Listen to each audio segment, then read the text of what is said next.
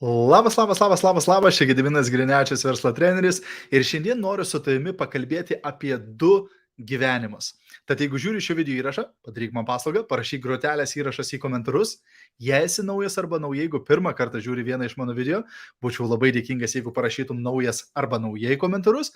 Ir aišku, jeigu gausi iš šio video naudos, arba manai kažkam kitam šis video galėtų būti naudingas, būčiau nepaprastai dėkingas, jeigu pasidalintum šio video ir parašytum į komentarus pasidalinau. Arba gali tiesiog užtaginti, pažymėti savo draugus, komandos narius komentaruose žemiau. Taigi, kas čia per du gyvenimai? Ne per seniausiai išgirdau tokią frazę. Sako, kiekvienas iš mūsų gyvenam du gyvenimus. Vienas gyvenimas yra tas gyvenimas, kurį mes gyvename, taip.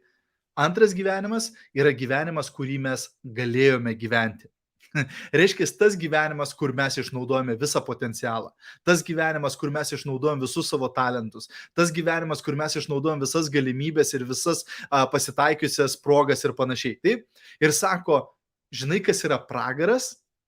Pragaras yra, kai tu numiršti ir Dievas tau parodo gyvenimą, kurį tu nugyvenai, ir gyvenimą, kurį tu galėjai nugyventi.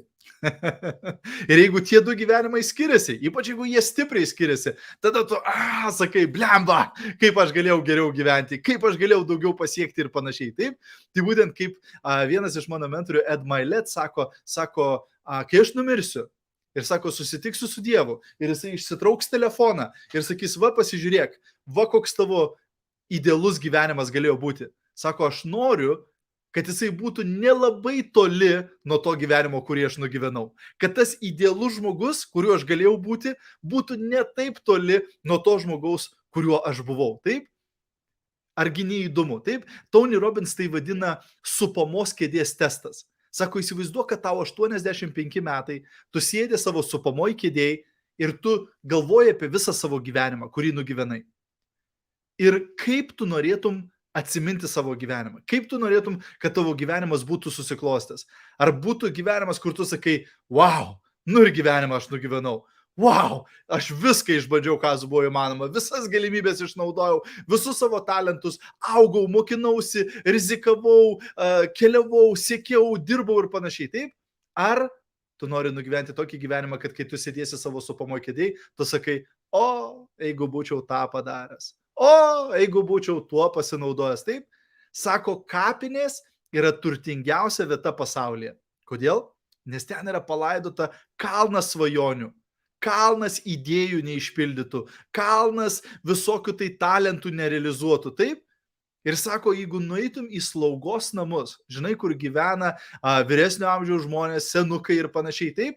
Jeigu nueitum į slaugos namus, retai kada išgirsi žmogus sakant, kaip aš gailiuosi, kad aš padariau tą, kaip aš gailiuosi, kad aš išbandžiau tą. Dažniausiai žmonės gailisi ko? To, ko nepadarė, to, ko neišnaudojo, to, ko nepabandė. Tad šio video patarimas tau.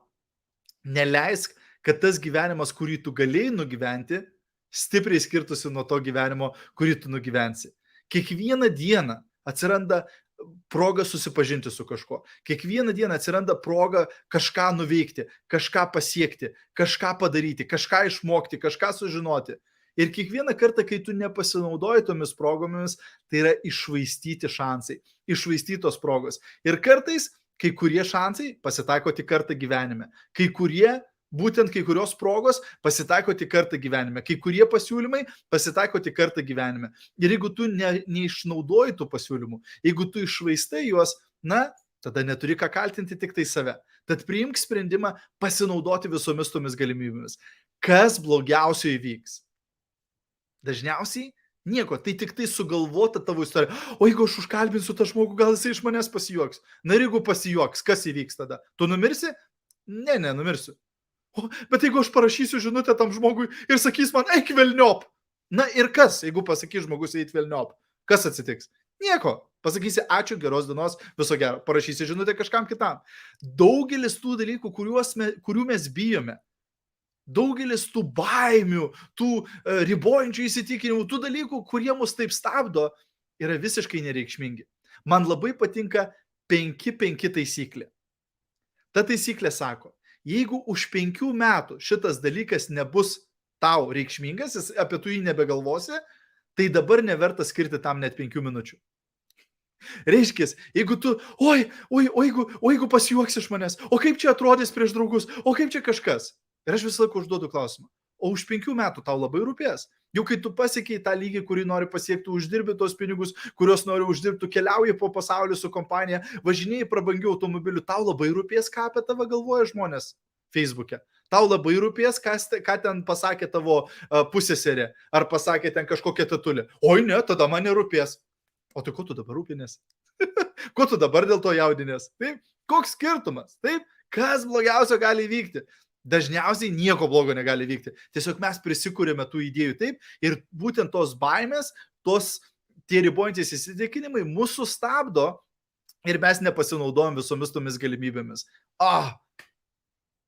Tai yra pats blogiausias dalykas, ką galima padaryti. Tad tau rekomenduoju pasinaudoti visomis galimybėmis, linkiu tau labai labai gero vakaro. Na ir jeigu norėtum gauti daugiau idėjų, daugiau palaikymo, daugiau mokymų, daugiau grupinių skambučių, daugiau visokių kitokių įrankių, kurie tau padėtų tinklinio marketingo versle, tada kviečiu tave jungtis į numeris 1 tinklinio marketingo mokymų bendruomenę Lietuvoje ir tai yra Čempionų lyga. Čempionai gauna mokymą kiekvieną rytą, gauna užduotį veiksmui, daro ataskaitą kiekvieną savaitę, gauna grupinius skambučius, susitikimus ir dar daug daugiau. Jeigu tu norėtum būti šios bendruomenės nariu arba nare, spausk nuorodą šio video aprašyme, ten rasi visą informaciją ir pasimatysime bendruomenės viduje. Ačiū, kad žiūrėjai, jeigu buvo naudinga, labai dėkingas būčiau, jeigu pasidalintum. Gero vakaro ir iki greito. Čiau, viso.